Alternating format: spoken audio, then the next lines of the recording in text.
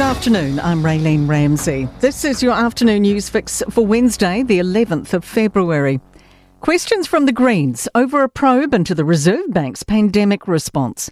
The Finance Minister's announced an independent review of the Monetary Policy Committee's decisions. The RBNZ slashed the OCR to a record low and printed about $55 billion, helping keep jobs but pushing up inflation.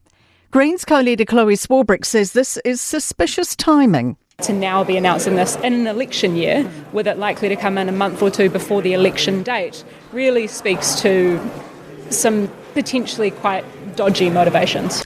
Nicola Willis is defending herself. This is simply about New Zealand learning the lessons of history. A solitary confinement expert says there's a risk the Christchurch terrorist has played up claims of mental distress in prison.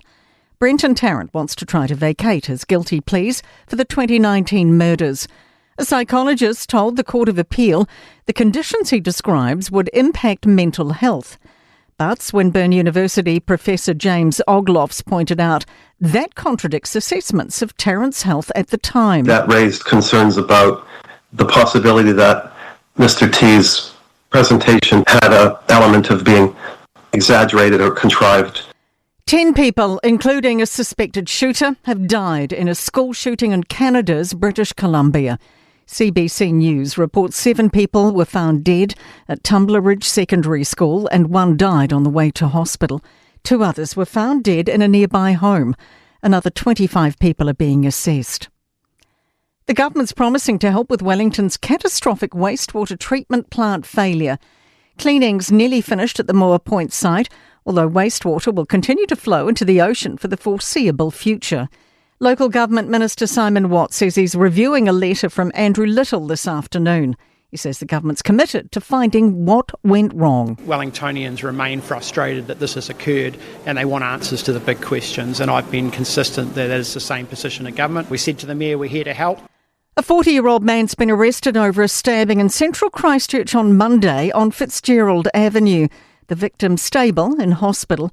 The man is due in court charged with wounding with intent to cause grievous bodily harm. To the US, and a person's been detained for questioning over the disappearance of the 84-year-old mother of celebrity news anchor Savannah Guthrie. Nancy Guthrie disappeared a week and a half ago, thought to have been kidnapped from her Tucson home. Housecam footage shows a masked and armed person obstructing the lens. The Return Services Association's planning to push forward on reform with High Court backing. The court rejected Auckland RSA's claim its changes to the Constitution are unlawful. 82 clubs still haven't signed up to the documents, which aim to modernise the organisation. National President Tony Hill says they can now focus on things that matter to veterans.